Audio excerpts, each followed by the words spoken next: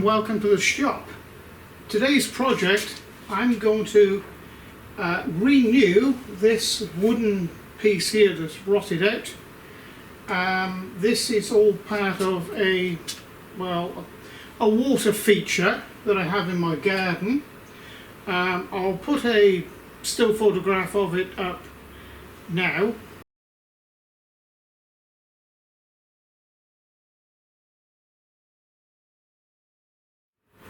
And of course that was my German Shepherd pup in it. So, you know, this is one simple job for a CNC router to undertake. So I've drawn the geometry up in Carveco and I've made the tool paths so you can see roughly, you know, what I'm going to make here. This actually fits on the top rim of the barrel, and of course you have to have a cutout for the pump pickup then to drop down through. I'm making this out of oak planking, so hopefully it doesn't rot out again in my lifetime anyway. So I've split this video up into two. I will in my office screenshot how to construct something like this. It's very easy in Carveco. And incidentally, talking about Carveco, below this video in the video description area you'll find a discount code which will give you a 5% discount on all of the Carveco products. So just want to bring one thing to your attention here. If you notice that I've made the 0 point of the job, or the start of the job, right in the center of the material, the whole material. Something of this shape, it's just easier to do that. This is in the 3D window, so it shows you what the object is going to look like. And the geometry is here in its 2D window, but it's really not complicated at all. So we'll go straight to the machine now and we'll zero it and set it up for the start of the job. Okay, so I'm going to zero the machine. Some people have asked me how to zero the machine individual axes. So that's what I'm going to show you how to do. So you come all the way over here to diagnostics and you can individually set the Z0 of each individual axis here.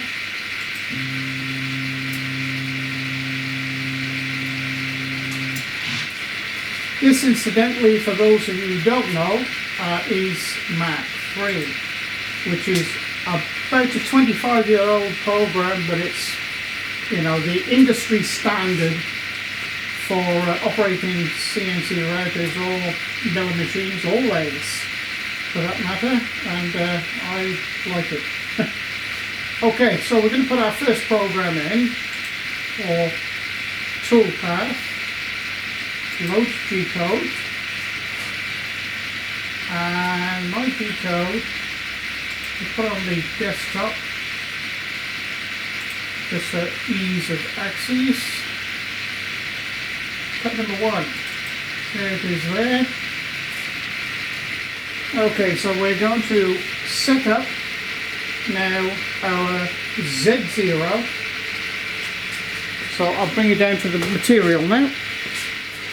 Just take it down a little bit more and forward.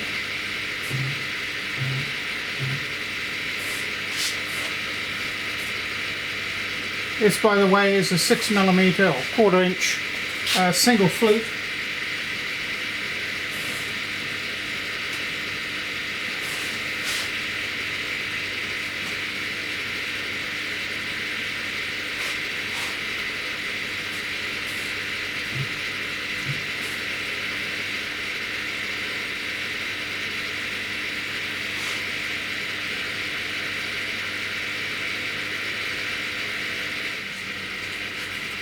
Okay, so that's relatively easy to get, you know, this tool pretty well dead center of that X center of the material.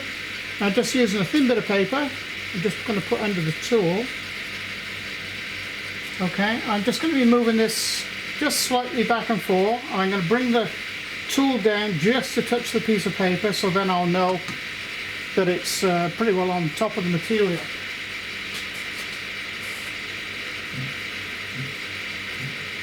Okay, it's just touched it and grabbed it there, so I know I'm on the material. So I'll just bring you back to Mark 3. Okay, so when you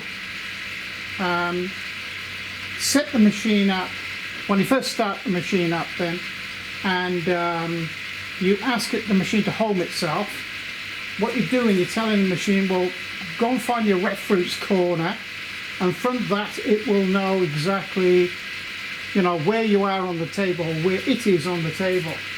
And that is called the machine coordinates, which is those figures there. So just turn the soft limits on. So now I'm going to go to the work offset, or the G54. So what I'm going to do now, we've set the X and the Y up over top of that X, which is the start of the program, so I can go X0, Y0, and we've also just set the height of the material, or the tool on top of the material, so we can set the Z0. Okay, so all the zeros have been set, and now I'm just going to lift the tool up off the material. So I'm going to press Shift and 9. Okay, so now we're going to put our, I've already put our first one in. So then you come over here and press Regen. Okay. So it's a good idea, it's a good practice to always press the Regen, because then Mark 3 sort of reconfigures itself and has a look at its, you know, itself and says, okay, yep, I know exactly what I'm doing now. So now we're going to machine that part head. I'll just cut that circle out.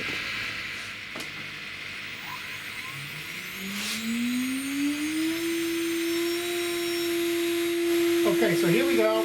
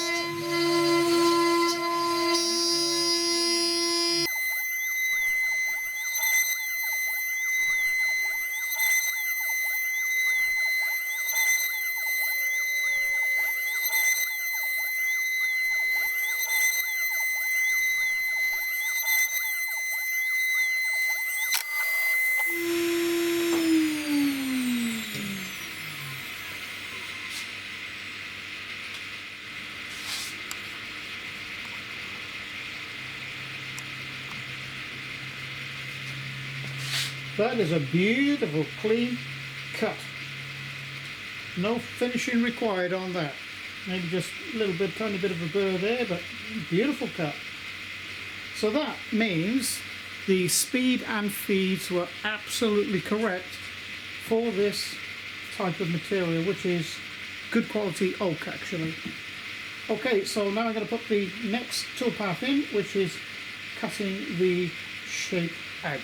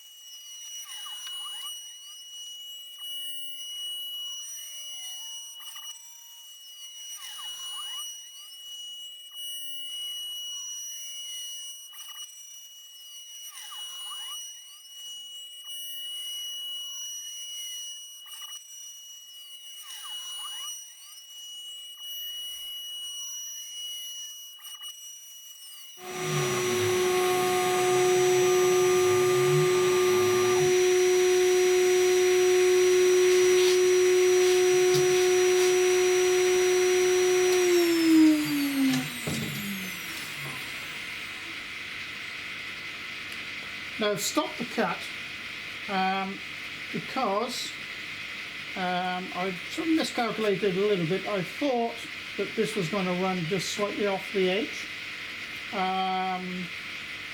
but what's going to happen is this is going to cut through here. It's going to leave this, so to enable me to cut this edge off,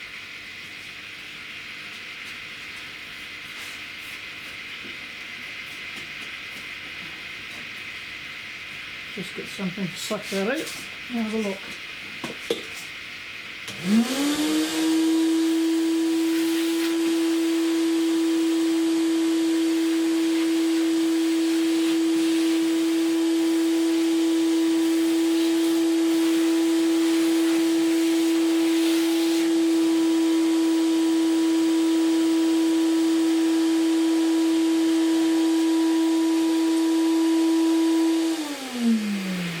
Yeah, what I'm going to do is move this clamp.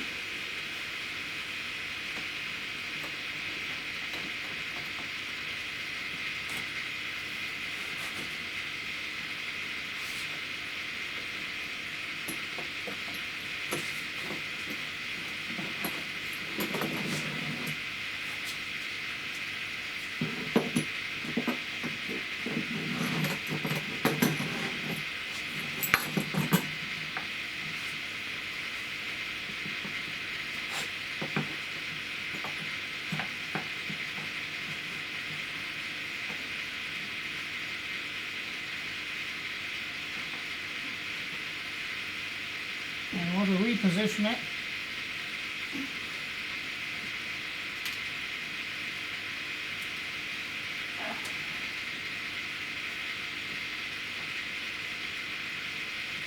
There, like that. You can see it's cut through that. Lovely.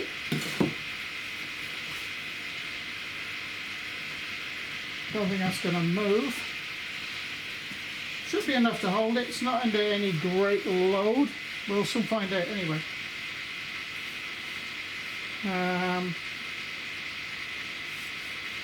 Yep, okay, let's go.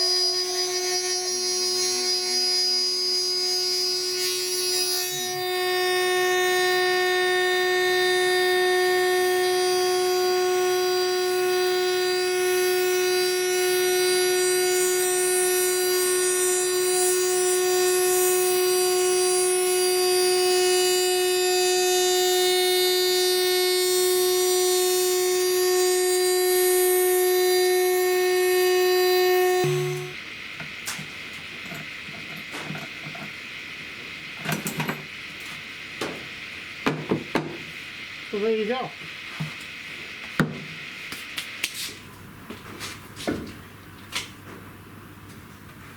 So it looks pretty well exactly like that, except for this top edge. I always knew that there was going to be a flat spot. That really doesn't matter because it's connected to the top of the barrel over here. And of course the pump fits in through here and has 3 screws into it as well.